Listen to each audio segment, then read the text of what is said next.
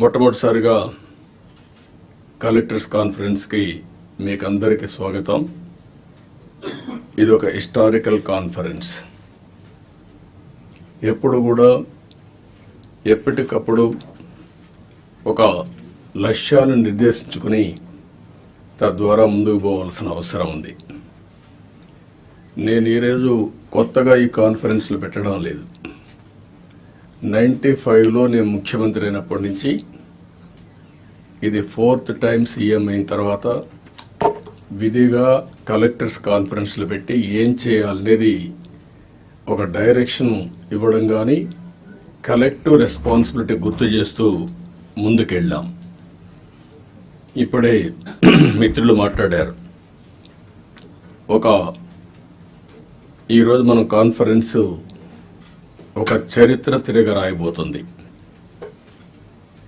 అదే సమయంలో మనందరం ఒకటి గుర్తుపెట్టుకోవాల్సిన అవసరం ఉంది. 5 ఏళ్లకు మునుపు ఒక కాన్ఫరెన్స్ పెట్టారు. కొంతమందికి ఉండే ఆఫీసర్లకి, సీనియర్ ఆఫీసర్లకి అందరికీ జ్ఞాపకం ఉంటుంది. అదే ప్రజావేదికలో కలెక్టర్స్ కాన్ఫరెన్స్ పెట్టి ఆనాటి ముఖ్యమంత్రి ఈ కాన్ఫరెన్స్ అవుతానే ఈ బిల్డింగ్ను కూలగొడతామని అనౌన్స్ చేసి విధ్వంసానికి శ్రీకారం చుట్టాడు. అక్కడ నుంచి 5 ఏళ్ళు అన్ని రంగాల్లో ఒక రంగం అని మిగలలేదు. నేను 4వసారి ముఖ్యమంత్రి అయిన తర్వాత ఫస్ట్ టైం నేను ముఖ్యమంత్రి అయ్యాను. ఇబ్బందులున్నాయి, ఆర్థిక ఇబ్బందులున్నాయి. కానీ ఆఫీసర్లో మొరేల్ చాలా హైగా ఉంది. అప్పుడు ఆ రోజు జరిగింది కాస్తో కూస్తో ఇన్ఎఫిషియన్సీ, లేకపోతే కొంత కరప్షన్. ఇప్పుడు అట్లా కాకుండా విధ్వంసం, పనిచేసే ఆఫీసర్లందరినీ పక్కన పెట్టడం, ఆఫీసర్లు కూడా బ్లాక్మెయిల్ చేయడం, ఒకటి కాదు అన్నీ కలిసి ఈరోజు ఈ స్టేజ్కి నేను ఎప్పుడూ చూడనంత ఒకటి బ్రాండ్ ఏపీ దెబ్బతినింది. ఆఫీసర్ల యొక్క మనోభావాల్ని దెబ్బతీశారు. ఢిల్లీకి పోతే ఒకప్పుడు Andhra bureaucracy one of the best bureaucracy, మీరు గుర్తుపెట్టుకోవాలి. ఇక్కడి నుంచి పోయిన ఐఏఎస్ ఆఫీసర్స్ సక్సెసివ్ 3-4 ఐటీ సెక్రటరీలు అయ్యారు కంటిన్యూగా. ఇక్కడ నుంచి పోయినటువంటి ఫైనాన్స్ సెక్రటరీస్ ఆర్బీఐ గవర్నర్లు అయ్యారు. ఇక్కడి నుంచి పోయిన వాళ్ళు కేంద్రంలో కీలక బాధ్యతలు వహించారు. వరల్డ్ బ్యాంక్ వెళ్ళారు. ఈరోజు మనం చూస్తూ ఉంటే ఆంధ్ర ఆఫీసర్స్ అంటే ఢిల్లీలో కూడా అన్టచబుల్స్ కింద, వీళ్ళు ఏమి చేయలేరు అనే పరిస్థితికి వచ్చారు. ఎప్పుడు కూడా మనం గుర్తుపెట్టుకోవాల్సింది, నేను ఇంత మునిపే మీతో చెప్పాను, ఒక చిన్న తప్పు జరిగితే కరెక్ట్ చేయొచ్చు, కానీ టోటల్గా విధ్వంసానికి గురైనటువంటి రాష్ట్రాన్ని మళ్ళీ పునర్నిర్మాణం చేయాలంటే ఎక్స్ట్రా ఎఫర్ట్స్ కూడా మనం అందరం పెట్టాల్సిన అవసరం ఉంది. నేను రాజకీయాల్లో 45 years ఉన్నాను, 4.5 decades ఉన్నా. గ్రామాల్లో కరెంట్ లేని రోజులు, రోడ్లు లేని రోజులు. అక్కడి నుంచి ఈరోజు చూస్తే కరెంటు ఊర్లోనే ఉత్పత్తి చేసుకునే రోజులు. కార్లు, ఆటోమేటిక్ కార్లు వచ్చేసి డ్రైవర్లెస్ కార్లు వచ్చే పరిస్థితికి వచ్చింది. అంటే మన కళ్ళ ముందరనే ఇప్పుడు మన వాళ్ళు మనం చేసిన ఇక్కడ ఇంకొక విషయం కూడా మీరు గుర్తుపెట్టుకోవాల్సిన అవసరం ఉంది. అన్నింటికంటే పబ్లిక్ పాలసీస్ అంటే చాలా పవర్ఫుల్.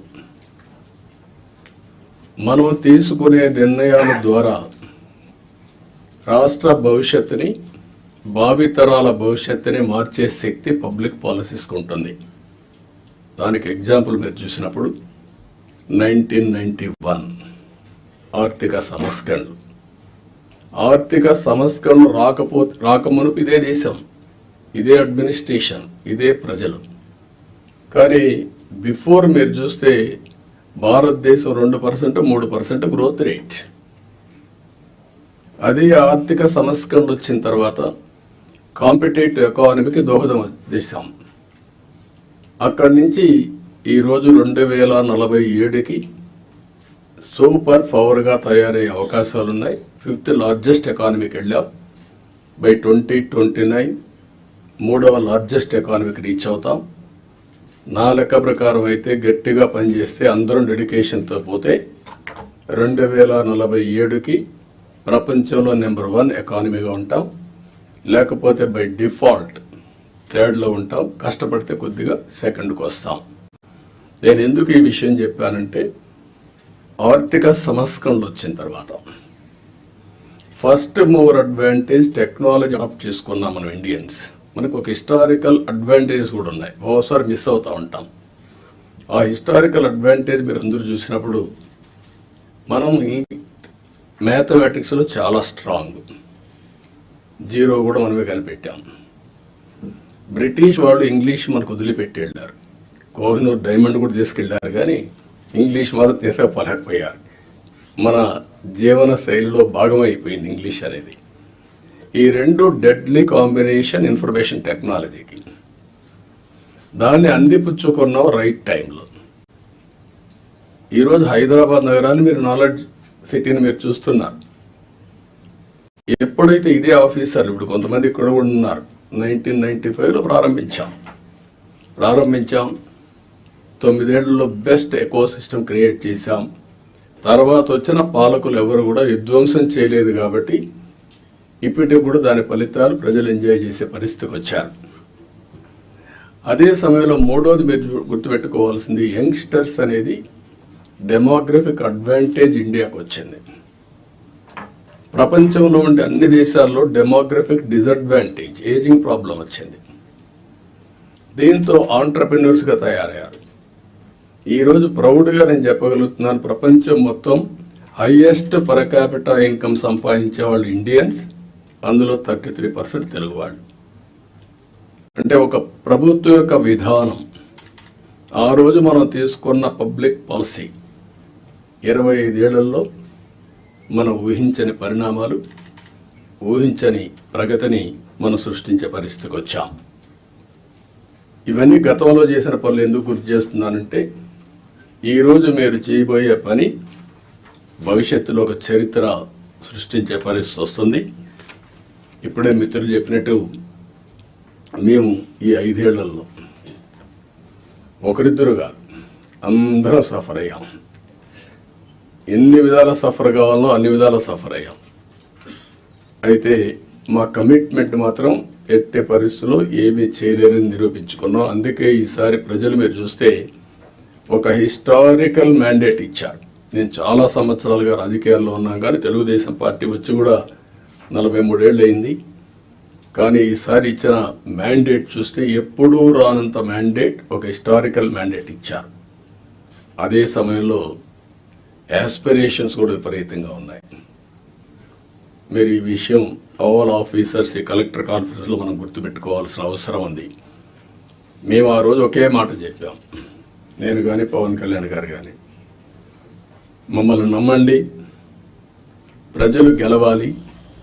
ప్రజలు గెలవాలంటే ఎన్డీఏ మాకు ఓట్లు వేయాలి. ఈ రాష్ట్రాన్ని పునర్నిర్మాణం చేస్తామని మేము హామీ ఇచ్చాం. పూర్వ వైభవం తీసుకొస్తామని హామీ ఇచ్చాం.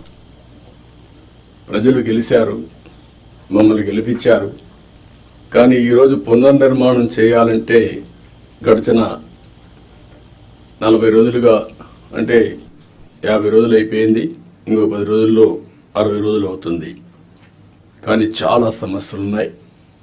ఈ కలెక్టర్స్ కాన్ఫరెన్స్ రాష్ట్ర పునర్నిర్మాణానికి అంకితమైన భావంతో పోవడానికి ఒక దశ దిశ నిర్దేశించే సమావేశంగా ఉంటుంది. ఒక హిస్టారికల్ కాన్ఫరెన్స్గా ఉంటుంది. ఈ విషయం మీరందరూ గుర్తుపెట్టుకోవాల్సిన అవసరం ఉంది. డ్యామేజ్ అయిన బ్రాండ్ని రివైవ్ చేసుకోవాలి. అదే సమయంలో మళ్ళీ ఆంధ్ర అడ్మినిస్ట్రేషన్ అంటే వన్ ఆఫ్ ది బెస్ట్ అడ్మినిస్ట్రేషన్గా మనం నిరూపించుకోవాల్సిన అవసరం ఉంది. ప్రజావేదిక ఉంటే అక్కడ పెట్టేవాళ్ళం. ఈరోజు బయట పెట్టడం ఇష్టం లేక ఆ రోజు కాన్ఫరెన్స్ హాల్ కట్టుకున్నాం. అక్కడ ఇది కూడా ఆ రోజు కట్టిన కాన్ఫరెన్స్ హాలే. మళ్ళా ఇక్కడ పెట్టుకునే పరిస్థితికి వచ్చాం. 5 ఏళ్ళు ఒక్క కలెక్టర్స్ కాన్ఫరెన్స్ పెట్టలేదు అంటే అడ్మినిస్ట్రేషన్ ఏ దిశగా నడిచిందో మనం గుర్తుపెట్టుకోవాల్సిన అవసరం ఉంది. ఇది ఒక ఆనవాయితీ. ఒక బెస్ట్ ప్రాక్టీస్ ఉన్నప్పుడు ఎవరు అధికారంలో ఉన్నా ప్రజలకు మంచి జరగాలంటే అలాంటి బెస్ట్ ప్రాక్టీసెస్ను కూడా కాపాడుకుంటూ ముందుకు పోవాల్సిన అవసరం ఉంది. రాబోయే 3 నెలలకు ఒక్కసారి మనం కలెక్టర్స్ కాన్ఫరెన్స్ పెట్టుకుందాం.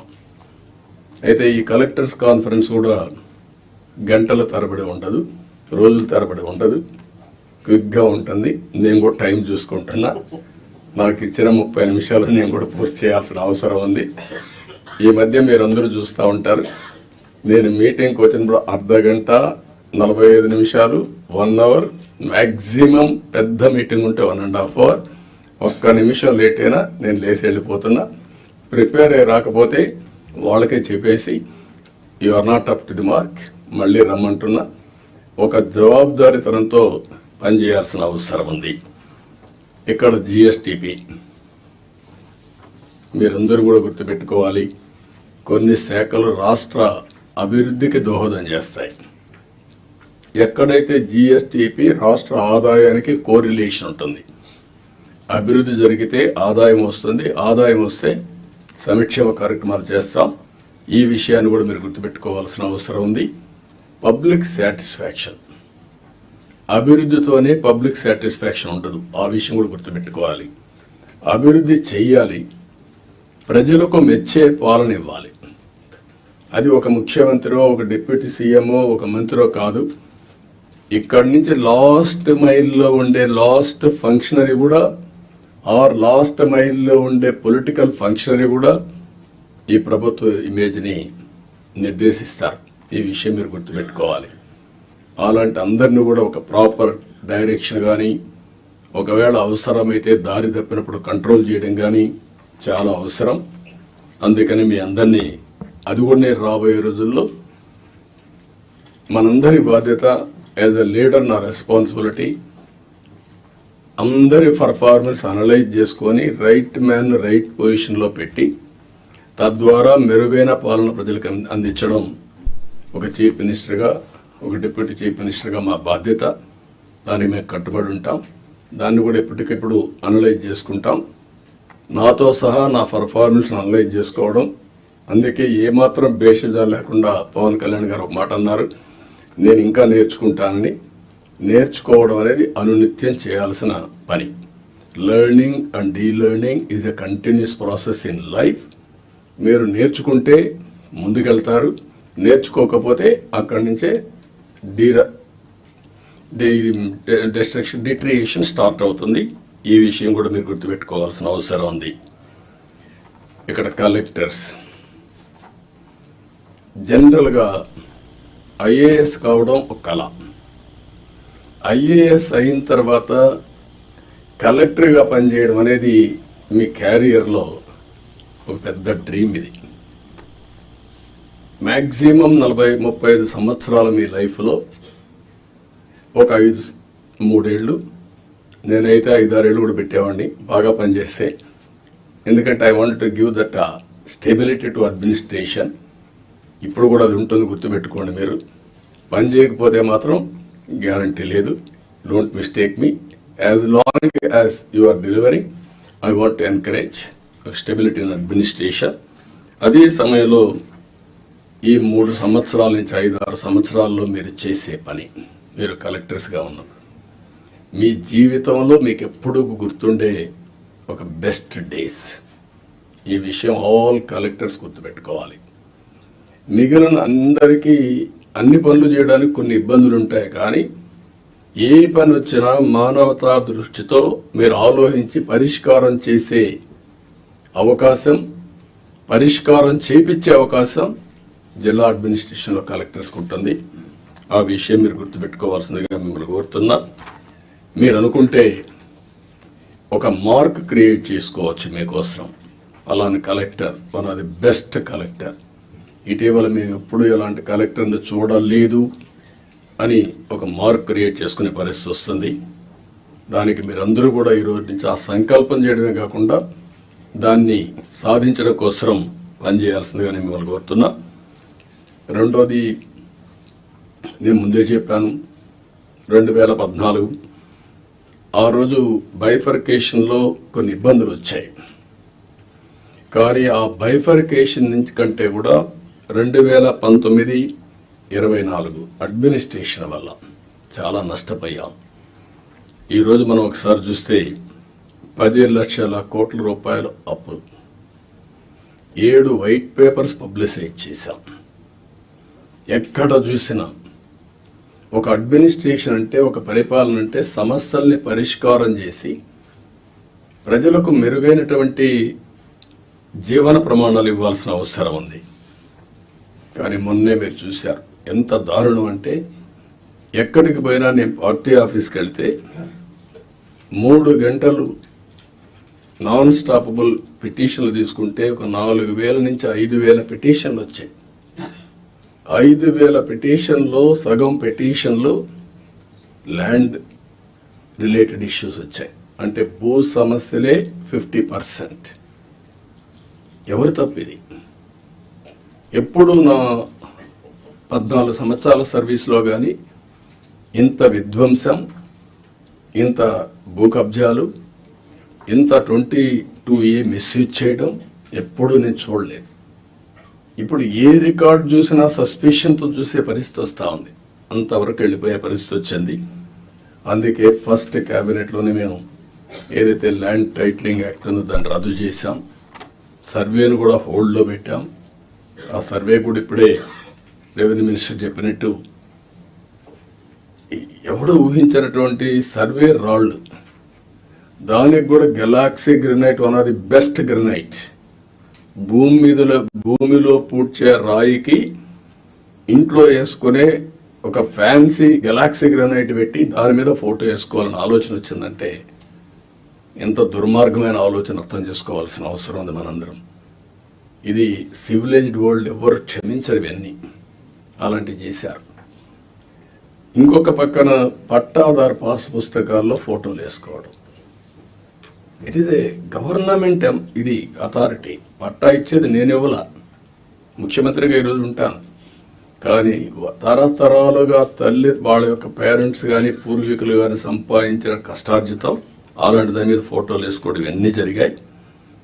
ఇవన్నీ కూడా నేను మిమ్మల్ని కోరేది ఒకటే కోరుతున్నా, అవన్నిటికీ ఫుల్ స్టాప్ పెట్టాల్సిన అవసరం ఉంది. ఒక న్యూ ఓరియంటేషన్తో మీరందరూ ముందుకు పోవాల్సిన అవసరం ఉంది. మళ్ళీ సంపద సృష్టించడం, సమిక్షేమాన్ని సిన్సియర్గా అమలు చేయడం, ఇవన్నీ జరగాలంటే మళ్ళా వినూత్నంగా ఇప్పుడు డబ్బులు కూడా లేవు. నేను ఒకటే చెప్పాను, వినూత్నంగా ఆలోచించడం. నేను ఒరిజినల్గా మీకు జ్ఞాపకం చేస్తున్నా, ఒకప్పుడు రోడ్లకు డబ్బులు ఉండేటివి కాదు. ఆ రోజు వినూత్నమైన ఆలోచనే BOT రిఫార్మ్స్లో వచ్చినటువంటిది. అందులోనే public private partnership different angles తీసుకెళ్ళాం. Over a period of time develop చేశాం. ఇప్పుడు వైబిలిటీ గ్యాప్ ఫండింగ్ ఇచ్చే పరిస్థితి కూడా వచ్చాం. గవర్నమెంట్ ఆఫ్ ఇండియా ఇంకొక నిన్న మొన్న మనం చూస్తే ఏదైనా ఒక కార్యక్రమం చేస్తే ప్రైవేట్ వ్యక్తులకు అప్పచెపితే, ఏ సర్వీస్ కానీ మ్యానుఫ్యాక్చరింగ్ కానీ ఏ ఇష్యూ అయినా నష్టం వస్తుందంటే, నష్టం వచ్చిన రోజులు వైబిలిటీ గ్యాప్ ఫండింగ్ ఎంతైతే నష్టం వస్తుందో దాన్ని రాష్ట్రం కేంద్రం ఇచ్చే విధానాన్ని తీసుకొచ్చారు. దీనివల్ల ఎఫిషియన్సీ పెరుగుతూ ఉంది. కాబట్టి ఇలాంటి వినూత్నమైన ఆలోచనలు కలెక్టర్స్ కూడా చేయాల్సిన అవసరం ఉంది, డిపార్ట్మెంట్స్ కూడా చేయాల్సిన అవసరం ఉంది. ఇది మీరందరూ గుర్తుపెట్టుకొని ముందుకు పోవాలి. ఈరోజు మొన్నటి వరకు మీరు చూస్తే నెలకు 2,737 కోట్లు పింఛన్లు ఇస్తున్నాం. ఏడాదికి 33,000 కోట్లు ఇస్తున్నాం. 5 ఏళ్లలో 1,64,000 కోట్ల రూపాయలు పేదవాళ్లకు ఒక్క పింఛన్ రూపాయలు మనం ఇచ్చే పరిస్థితిలో ఉన్నాం. నేను ఇక్కడ మిమ్మల్ని అందరినీ ఒకటే కోరుతున్నా, 2,50,000 కోట్ల రూపాయలు DBT ఇచ్చామని ఒక్క బటన్ నొక్కడం తప్ప ఎప్పుడు వాళ్ళపై డైరెక్ట్గా పరామర్శించింది లేదు. రెండోది, ఏ ఫంక్షన్ పెట్టినా మనుషులను తీసుకొచ్చి బలవంతంగా తీసుకొచ్చి పెద్ద పెద్ద మీటింగ్లు పెట్టి ఇబ్బందులు పెట్టిన సందర్భాలు ఉన్నాయి. నేను అందుకే మిమ్మల్ని అందరినీ ఒక ఇది కోరుతున్నా, రాష్ట్రంలో అందరం ఎవ్రీ మంత్ మొదటి తారీఖున పేదల సేవలో అనే కార్యక్రమం కింద మనం అనుసంధానం కావాలి. అంటే ఒక పూర్ మ్యాన్ చూసినప్పుడు వాడి పరిస్థితులు మనం అధ్యయనం చేసుకుంటే మీ మైండ్లో అది పనిచేస్తుంది. అక్కడి నుంచి మనం అనునిత్యం ఆలోచించాల్సింది, ఏం చేస్తే పేదరికం పోతుందో మీరు ఆలోచించాలి. జీరో పావర్టీ అనేది ఈ ప్రభుత్వం యొక్క ఒక నిర్దిష్టమైన ఆలోచన. ఫస్ట్ నేను అందుకే PPP మోడల్ చెప్పాను, ఇప్పుడు P4 మోడల్ అంటున్నాం. P4 మోడల్ అనేది public private peoples partnership. Top 10% డబ్బులు సంపాదించిన వాళ్ళు బాటమ్ 20% అడాప్ట్ చేసుకొని మెంటరింగ్ చేసి వాళ్ళ రిసోర్సెస్ ఖర్చు పెట్టి వాళ్ళ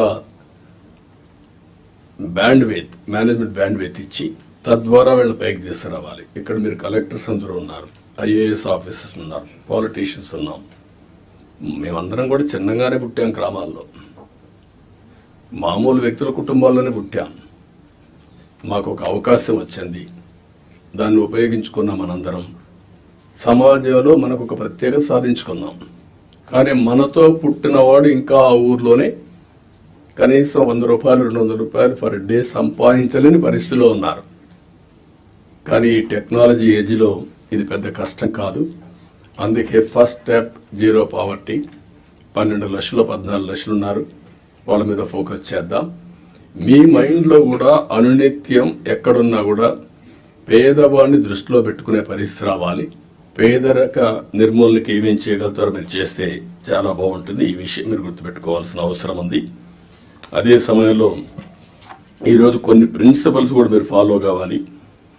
ఈజ్ ఆఫ్ డూయింగ్ బిజినెస్ కానీ, ఈజ్ ఆఫ్ లివింగ్ కానీ, ఈజ్ ఆఫ్ ట్రావెలింగ్ కానీ, ఈజ్ ఆఫ్ పబ్లిక్ సర్వీసెస్ ఎట్లా యాక్సెస్ చేసుకోవచ్చు చేయడం కానీ, ఇన్నోవేషన్ కానీ, ఇలాంటి నూతనమైన ఆలోచనతో జీవన ప్రమాణాలు మెరుగయ్యే విధంగా హ్యాపీగా ఉండేట్టుగా మనం చేయాల్సిన అవసరం ఉంది. ఇది కూడా మీరు చేయాల్సిన అవసరం ఉంది. ప్రతి ఒక్క కలెక్టర్ కానీ, ఆఫీసర్లు కానీ ఈ గవర్నమెంట్లో మనం గుర్తుపెట్టుకోవాల్సిన empathy is very very important. నేను ముందే చెప్పాను, గంటల తరబడి మీటింగ్లు ఉండవని. పెట్టుకునే టైం మనం పెట్టుకుందాం, ఎట్లా చేయాలనో నిర్దేశిద్దాం. కానీ రూల్ బౌండెడ్ కాకుండా హ్యూమన్ యాంగిల్లో మీరు ఆలోచించండి. ప్రతి ఒక్క సమయాన్ని, ప్రతి ఒక్క ఇష్యూని రూల్ బౌండెడ్గా మీరు ఆలోచించేంత వరకు సమస్య పరిష్కారం కాదు. కానీ హ్యూమన్ యాంగిల్లో ఆలోచించినప్పుడు అదే రూల్ కింద ఆ సమస్యను పరిష్కారం చేసే పరిస్థితి మీకు వస్తుంది. అలాంటి ఆలోచనకు శ్రీకారం చుట్టాలి. మీ సబార్డినేట్స్ని కూడా ఎక్కడ కానీ మీరు చెప్తున్నా, మన ప్రవర్తనలో ఒక పాజిటివ్ ప్రవర్తన ఉండాలి. ప్లింతీ లాంగ్వేజ్ వాడడం, లేకుంటే మనకు అధికారం ఉందని ఒక పెత్తందారి వ్యవస్థ మారిగా బిహేవ్ చేయడం, అలాంటి ఎక్కడా లేకుండా ప్రతి ఒక్కరూ గుర్తుపెట్టుకోవాల్సింది. కొలీగ్స్ని ఏ విధంగా పని చేయించామో రాజీ లేదు, కానీ వల్గర్గా మాట్లాడి వాళ్ళని కొంచెం ఇన్సల్ట్ చేయడం ఇలాంటి చేయకూడదన్న అభిప్రాయం. దాన్ని మీరు ఫాలో కావాలి. మీరు చేసే పని మాకు రిఫ్లెక్ట్ అవుతుంది. మళ్ళీ ఈ విషయం గుర్తుపెట్టుకోవాలి. మీరు ఒక వ్యక్తి అయితే మీకు అన్వయిస్తారు, వ్యవస్థలో ఒక భాగమైనప్పుడు హెడ్ ఆఫ్ ది ఆర్గనైజేషన్ ఎవరైతే ఉంటారో వాళ్ళు కూడా వస్తుంది. ఈ విషయం మీరు గుర్తుపెట్టుకోవాల్సిన అవసరం ఉంది. రెండోది యాక్సెసిబిలిటీ. మీ టైంని మార్క్ చేసుకోండి. నేను కూడా ఎవ్రీ సాటర్డే కూర్చొని CMO ఏ విధంగా పనిచేసాం, టైం ఎట్లా మేనేజ్ చేశాం, నేను ఎట్లా ఇంప్రూవ్ చేసుకోవాలి, అన్ని విషయాల్లో ఒక పక్క మీటింగ్స్, ఒక పక్క పబ్లిక్ రిలేషన్స్, ఒక పక్క మా పార్టీ వర్క్, అన్నిటికి కూడా మేము ఇయర్ మార్క్ చేసుకొని ముందుకు పోతున్నాం. అందరికి యాక్సెసిబిలిటీ ఇచ్చే పరిస్థితిలో ఉన్నాం. మీరు కూడా వీలైనంత వరకు యాక్సెసిబిలిటీ ఉండాల్సిన అవసరం ఉంది. ప్రజాప్రతినిధి వచ్చినప్పుడు కూడా నేను ఒకటే చెప్తున్నా, this is a political governance. We are not dictators. Dictators అనుకున్న వాళ్ళు ఎవ్వరు కూడా మళ్ళీ తిరిగి ఎలక్షన్లో గెలవలేదు. మనం గుర్తుపెట్టుకోవాల్సింది, ప్రజాస్వామ్యంలో ఉన్నాం కాబట్టి పొలిటికల్ గవర్నెన్స్ మాకు ఒక మ్యాండేట్ ఇచ్చారు. ఆ మ్యాండేట్ మళ్ళీ మీరు పర్వాలేదు కానీ మేము 5 ఏళ్ల తర్వాత మళ్ళా ప్రజల దగ్గరికి వెళ్ళి మళ్ళా ఓట్లు వేయించుకొని వస్తే ఇక్కడికి వస్తాం, లేదంటే అసెంబ్లీ కూడా రాము మేము. ఈ విషయం మీరు గుర్తుపెట్టుకోవాల్సింది. మనమైతే మంత్రులు ఒకరో వచ్చారేమో అసెంబ్లీకి, అందరూ ఎవరు అసెంబ్లీకి కూడా రాలేదు. ఈ విషయం మీరు గుర్తుపెట్టుకోవాల్సిన అవసరం. అందరినీ కలవండి, తప్పులు చేయమని చెప్పడం లేదు. కానీ ఏదైనా ప్రజాప్రతినిధులు వచ్చినప్పుడు కరెక్ట్ విషయాలు చెప్పినప్పుడు, వాస్తవాలు మీ దృష్టికి తీసుకొచ్చినప్పుడు మీ బాధ్యత ఆ సమస్య పరిష్కారం చేయడం, ఆ క్రెడిట్ వాళ్ళకి ఇవ్వడం. 5 ఏళ్ల తర్వాత మీరు అక్కడ ఉండరు, మీకు ఆ క్రెడిట్ అవసరం లేదు. ప్రజాప్రతినిధి బాధ్యత, మీ బాధ్యత మీరు చేయడం, మీకు ఒక సాటిస్ఫాక్షన్ రావడం, మీ క్యారియర్లో మీరు చేసిన మంచి పనులు మీకు తృప్తినిస్తాయి. ప్రజాప్రతినిధి వాళ్ళ బాధ్యత అది కూడా మీరు గుర్తుపెట్టుకోవాల్సిన అవసరం ఉంది. రెండోది లీడర్షిప్ అండ్ ఓనర్షిప్. గవర్నమెంట్ చేసే ప్రతి ఒక్క ప్రోగ్రామ్ని మీరు ఓనర్షిప్ తీసుకోవాలి. యూ టు ఓన్ చేసుకున్నప్పుడు మీకు వచ్చే ఇంపాక్ట్ డిఫరెంట్గా ఉంటుంది. అది కూడా మీరు చేయాల్సిన అవసరం ఉంది. ఎఫెక్టివ్గా, ఎఫిషియెంట్గా స్టాండర్డ్ ఆపరేషన్ ప్రొసీజర్స్ అన్నీ మీరు చేసుకొని, ఎక్కడికక్కడ కీ పర్ఫార్మెన్స్ ఇండికేటర్స్ ఇవన్నీ కూడా తయారు చేసుకొని మీరు ముందుకు పోవాల్సిన అవసరం ఉంది. నేను ముందే చెప్పాను, 3 నెలలకు ఒకసారి నేను కూడా ప్రతి ఒక్కరిని ఒక అసెస్ చేసుకుంటాం. ఆ అసెస్ చేసుకున్నాం కాబట్టి మొన్న ఎలక్షన్లో మాకు విన్నబిలిటీ కానీ హిస్టారికల్ మ్యాండేట్ వచ్చింది. నేను తప్పు చేసినా కరెక్ట్ చేసుకుంటూ వచ్చాం. అంటే మీకు కూడా ఇది నేను గైడ్ చేస్తున్నా, అది కంపల్సరీగా మీరు చేయాల్సిన అవసరం ఉంది. ఎక్కడికక్కడ సింపుల్ గవర్నెన్స్ ఉండాలి, ఎఫెక్టివ్ గవర్నమెంట్ ఉండాలి. Simple government, very simple. నేను అందుకే మొన్న వచ్చినప్పుడు చెప్పాను, నేను వచ్చినప్పుడు పరదాలు కట్టడం, చెట్లు నరికేయడం, రెడ్ కార్పెట్లు వేయడం, స్కూల్స్ క్లోజ్ చేయడం, బలవంతంగా మొబిలైజ్ చేయడం, నేను పోతూ ఉంటే మనుషులందరూ నిలబెట్టేయడం ఒక అర్ధగంట. This are all not required. మేము కూడా మాకు ఒక హోదా వచ్చింది ప్రజలకు సేవ చేయడానికి. ఆ సర్వీస్ చేయడంలో ప్రజలకు ఇన్కన్వీనియన్స్ కలిగించడం కరెక్ట్ కాదు. నేను పోలీసులు కూడా పదే చెప్పాను, అది తూచా తప్పకుండా పాటిస్తాం. మీరు కూడా పోయినప్పుడు కలెక్టర్ పోతూ ఉంటే, ఇప్పుడు కొత్తగా ఎమ్మెల్యేలు కూడా సైరన్ పెట్టారు, వాళ్ళు కూడా సైరన్ వేసుకొని వెళ్ళిపోయే పరిస్థితికి వచ్చారు. అంటే ఇవన్నీ కూడా ప్రజల్లో మనకు తెలియకుండా మన మీద ప్రజా వ్యతిరేకత బిల్డప్ అయ్యే పరిస్థితి తెచ్చుకుంటున్నాం. నేను అందరినీ కంట్రోల్ చేస్తున్నా. అడ్మినిస్ట్రేషన్ టోటల్గా ఒక సర్వీస్ మూడ్లో పోవాలి తప్ప ఒక అధికారాన్ని చలాయించే మూడ్లో పోవడం మాత్రం కరెక్ట్ కాదని మీ అందరికి కోరుతున్నా. ఇంకొక పక్క టెక్నాలజీ బాగా వచ్చింది, పోలీసులు కూడా అదే సాయంత్రం చెప్పబోతున్నాను. విజిబుల్ పోలీసింగ్ ఉండాలి, ఇన్విజిబుల్ పోలీస్ ఉండాలి. వీళ్ళు ఎక్కువ కనపడతారు, ఎఫెక్టివ్నెస్ తక్కువ ఉంటుంది. ఇది ఎప్పటి నుంచో నేను చెప్తున్నా, దానికి కూడా మనం శ్రీకారం చుట్టాలి. మీకు కూడా అన్నీ కూడా మీరు గుర్తుపెట్టుకోవాలి. చాలా సిస్టమ్స్ వచ్చేసాయి. నేను ఆ రోజు పెట్టినటువంటి 15,000 కెమెరాలు పెట్టా రాష్ట్రంలో. ఒకడు తప్పు చేస్తే ఇంకొకటి తప్పించుకోవడానికి వీలు లేకుండా మొత్తం ఒక 10 మినిట్స్లో పట్టుకునే పరిస్థితి తీసుకొచ్చాం. కానీ అవన్నీ ఎక్కడికి పోయినా నాకే తెలియదు. నిన్న వేరే వాళ్ళు చెప్తా అంటే ఆలోచిస్తున్నా. ఇప్పుడు నేను కూడా ఇవన్నీ సెర్చ్ చేస్తున్నా. ఒకప్పుడు ఈ గవర్నెన్స్ అన్నీ పోయినాయి. తర్వాత ఈ విషయాలే కాకుండా మీరు అందరూ గుర్తుపెట్టుకోవాల్సింది, physical and virtual model is the reality today. మీరు మారుమూల గ్రామంలో కూర్చొని బెస్ట్ కంపెనీ క్రియేట్ చేసి గ్లోబల్గా తీసిపోయే రోజులు వచ్చేసాయి. మీకు కావాల్సింది నాలెడ్జ్ కావాలి, అదే సమయంలో మీరు అది చేయగలిగే రిప్లికేషన్ చేసే నాయకత్వం కావాలి, టెక్నాలజీ కావాలి. ఇవి ఉంటే ఏమైనా చేసే పరిస్థితి వస్తుంది. కాబట్టి నేను మిమ్మల్ని అందరినీ కోరుతున్నా, వర్చువల్ గవర్నెన్స్. నేను వాట్సాప్ గ్రూపులన్నీ క్రియేట్ చేసుకోమంటున్నాను. అవసరమైతే రేపు గవర్నమెంట్కే ఒక యాపే తీసుకొస్తాం. ఆ యాప్లో కలెక్టర్స్కి ఏం మెసేజ్లు ఇవ్వాలి, ఎంఆర్ఓలకి ఏం మెసేజ్లు ఇవ్వాలి, లాస్ట్ మైల్ ఏమి ఇవ్వాలి, అవన్నీ వర్కౌట్ చేసి ఇప్పుడు టీసీఎస్ ఉంది, టాటా కన్సల్టెన్సీ సర్వీస్. టాటా గ్రూప్కి అందరికి కలిసి ఒక యాప్ ఉంది. ఆ యాప్లో మొత్తం కన్జ్యూమర్స్తో సహా they are doing all these things. దానివల్ల చాలా కాస్ట్ ఎఫెక్టివ్నెస్ వస్తుంది. టు స్టార్ట్ విత్ వాట్సాప్ గ్రూపులు క్రియేట్ చేద్దాం. ఇప్పుడు మా మంత్రులకి అందరికి క్రియేట్ చేసుకున్నాం, సీఎంఓని కూడా క్రియేట్ చేశాం, అన్నీ కూడా స్టార్ట్ చేశాం. దీనికి ఒక ఆర్కిటెక్చర్ ఇస్తాం. ఇది తీసుకుంటే చాలా వరకు మీకు ముందుకు పోయే పరిస్థితి వస్తుంది. రియల్ టైంలో గవర్నెన్స్ ఇచ్చే అవకాశం వస్తుంది, ఎక్కడ ల్యాప్సెస్ లేకుండా. రెండోది, కొన్ని మీరు మంచిని చెప్పడం, ప్రజల్ని ఎడ్యుకేట్ చేయడం. చెడు వచ్చినప్పుడు అది వాస్తవాన్ని తెలిసినప్పుడు మీరు కరెక్ట్గా సాక్ష్యాధారాలతో సహా చెప్పాల్సిన బాధ్యత జిల్లా అడ్మినిస్ట్రేషన్ ఉంది. Over a period of time గవర్నమెంట్లో ఒక ఐఎండ్పిఆర్ క్రియేట్ చేసుకున్నాం మనం. What for? ఒక అడ్మినిస్ట్రేషన్లో ఎక్కడికక్కడ చేసి తప్పులు కానీ వచ్చినప్పుడు దాన్ని కరెక్ట్ చేయడానికి ఇన్ఫర్మేషన్ బ్రాడ్కాస్టింగ్ పెట్టుకున్నాం. ఇప్పుడు కూడా జిల్లాలో వింగ్స్ ఉన్నాయి. మీరు కూడా ఇది గుర్తుపెట్టుకోవాల్సిన అవసరం ఉంది. మొన్న నేను చూశాను పట్టిప్రోల్లో పోలీసులు అక్కడ చిన్న 2 గ్రూపులకు గొడవ జరిగితే వాళ్ళు అక్కడి తోచుకుంటే దానిపైన ఇమీడియట్గా తెలుగుదేశం వాళ్ళు కొట్టారు, ఎస్ఐ చొక్కా పట్టుకున్నారు, కాలర్ పట్టుకున్నారు అనేసే పరిస్థితికి వచ్చారు. మీరు చూడండి ఎంత క్లియర్గా. అంటే ఇంకా దీనికి ఏం చెప్పాలన్న వీళ్ళకి అర్థం కాదు.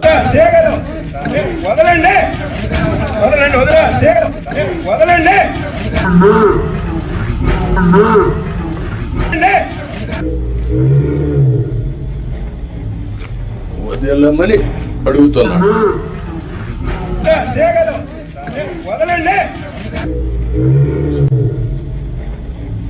ఓకే, దెన్ అది చొక్కా పట్టుకున్నట్టు చిత్రీకరించడం. అది రైట్ టైంలో చెప్పకపోతే ఇప్పుడు కొంత ఫేక్ ఫెలోస్ అంతా వచ్చేసి సోషల్ మీడియాని మిస్యూజ్ చేసి ఇష్టానుసారంగా ఇలాంటి వేసే పరిస్థితికి వచ్చారు. మొన్న మీరు చూశారు. ఈ గవర్నమెంట్ చాలా క్లియర్గా ఉన్నాం, పొలిటికల్ విక్టిమైజేషన్ చెయ్యం. అదే సమయంలో తప్పు చేసిన వాడిని మాత్రం వదిలిపెట్టాం. And I very clear on that. మళ్ళీ జీవితంలో తప్పులు చేయాలంటే భయపడాలి ప్రజాస్వామ్యంలో. ఈరోజు చేసి తప్పించుకుంటాడు అంటే అది ప్రభుత్వ అసమర్థత. మనం తప్పులు చేస్తే మనకు కూడా అది జరుగుతుంది. That is the message I want to give it very clearly. మీకు కూడా క్లారిటీ ఇస్తున్నాను. ఏ తప్పు చేసినా వదిలిపెట్టం, కానీ పొలిటికల్ విక్టిమైజేషన్ మాత్రం ఉండదు. మనం మాట్లాడుతూ 36 మందిని చంపేశారని ఢిల్లీకి పోయి ధర్నాలు చేశారు. మేము అసెంబ్లీలో అడిగాం, ఆ 36 పేర్లు ఇవ్వండి. 36 మంది చంపేసి ఎఫ్ఐఆర్ ఉంటుంది కదా, ఆ ఎఫ్ఐఆర్ ఇవ్వండి, నేను యాక్షన్ తీసుకుంటా. ఇంతవరకు ఇవ్వాలి. అంటే రాజకీయాలు కూడా మారాయి. ఆ విషయం మీరు గుర్తుపెట్టుకోవాలి. రాజకీయ నాయకులు పేపర్ పెట్టుకొని, టీవీ పెట్టుకొని, సోషల్ మీడియాలో తప్పుడు ప్రచారం చేసి గవర్నమెంట్ని సెబటైజ్ చేసే పరిస్థితికి వస్తున్నారు. ఇది అన్టాలరబుల్. నేను I very clear on that. How to handle, will educate people. చట్టపరంగా కూడా యాక్షన్ తీసుకుంటాం. ఎవరిని కూడా ఎక్కడ కూడా వదిలిపెట్టే పరిస్థితి ఉండదు. ఆ విషయం మీరు గుర్తుపెట్టుకోవాల్సిందిగా నేను కోరుతూ, ఇది మీరు నోటీస్ చేసుకోవాలి. ఎంత పని చేసినా, కష్టపడి పని చేసినా ఆ ఫలితాలు రాకుండా విష ప్రచారం చేయడం మొదలు పెడితే మనకి ఇబ్బందులు వస్తాయి. అది కూడా గుర్తుపెట్టుకొని ఎక్కడిక్కడ కౌంటర్ చేయడం అన్నీ చేయాల్సిన అవసరం ఉంది. ఇంకొక పక్కన 2047 గవర్నమెంట్ ఆఫ్ ఇండియా ఒక విజన్ డాక్యుమెంట్ తయారు చేశారు. మనం కూడా పేరేం పెట్టాలని ఆలోచిస్తున్నాం. వికసిత ఆంధ్రప్రదేశ్ లేకపోతే ఇంతకుముందు స్వర్ణ ఆంధ్రప్రదేశ్ పెట్టాం. ఏదైనా సరే అక్టోబర్ 2వ తారీఖున మన విజన్ డాక్యుమెంట్ మనం రిలీజ్ చేస్తున్నాం. మీతో ఆ నీతి ఆయోగ్ వాళ్ళందరూ కూడా వచ్చి మాట్లాడతారు. దీన్ని మీరు కూడా ఒక ఇది తయారు చేసుకోవాలి. డిస్ట్రిక్ట్ విజన్ డాక్యుమెంట్ తయారు చేయాలి. For ever it will be remembered. I'm telling you. నేను 25-30 ఏళ్ళ మునుపు తయారు చేసినటువంటి విజన్ 2020 అందరూ ఎగతాళి చేశారు. దేశంలో first time had done that experiment. Today everybody is talking about vision. ఇప్పుడు మీరు చేసే విజన్ 2047 ఆ డిస్ట్రిక్ట్కి మీకు ఎప్పటికీ సాటిస్ఫాక్షన్ ఉండేట్టుగా, ప్రొఫెషనల్ సాటిస్ఫాక్షన్ ఉండేగా ఉంటుంది. కాబట్టి మీరు దీన్ని తయారు చేయడంలో ముందు ఉండాలి. సెప్టెంబర్ 20కి 100 రోజులు అవుతుంది. 100 రోజులు నేను టార్గెట్ పెట్టుకున్నాం. అందరూ కూడా 100 రోజుల్లో ఏం చేయబోతున్నారు మీరు కూడా చేస్తున్నారు. ఇప్పటికే మేము ఒక 5 సిగ్నేచర్లు పెట్టాం. ఇప్పుడే ఎక్స్ప్లెయిన్ చేశారు. 7 వైట్ పేపర్స్ రిలీజ్ చేశాం. రైట్ మ్యాన్ రైట్ ప్లేస్లో పెట్టడానికి ప్రయత్నం చేశాం. ఎవరన్నా తప్పులు చేసిన వాళ్ళు తప్ప మిగిలిన వాళ్ళందరినీ రైట్ మ్యాన్ రైట్ ప్లేస్లో పెట్టడానికి ఒక కలెక్టర్సే కాదు, ఆఫీసర్లే కాదు, కడకు మంత్రులు కూడా మేము వీలైనంత వరకు మా మంత్రివర్గాన్ని కూడా దాన్ని ఎస్టాబ్లిష్ చేసుకున్నాం. మెరిట్కి ప్రాధాన్యత ఇచ్చి మేము సూపర్ 6 హామీలు ఇచ్చాం. దానికి కమిట్ అయి ఉన్నాం. ఈ నెల మళ్ళీ అన్నా క్యాంటీన్ 15 ఓపెన్ చేస్తున్నాం. మిగిలినటన్నీ కూడా ఉండే ప్రత్యేకమైన పరిస్థితుల దృష్ట్యా ఎక్కడికక్కడ ఎప్పుడెప్పుడు ఏ కార్యక్రమం చేయాలనో వీళ్ళని తొందరగా ఆ కార్యక్రమాలు చేయడానికి కూడా ముందుకు పోతున్నాం. ఎన్నికల మేనిఫెస్టో అందరి దగ్గర ఉంటుంది. ఫైనాన్షియల్ ఉన్నాయి, నాన్ ఫైనాన్షియల్ ఉన్నాయి.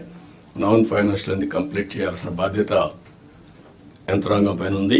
అది కూడా మీరు గుర్తుపెట్టుకోవాల్సిందిగా నేను కోరుతున్నా.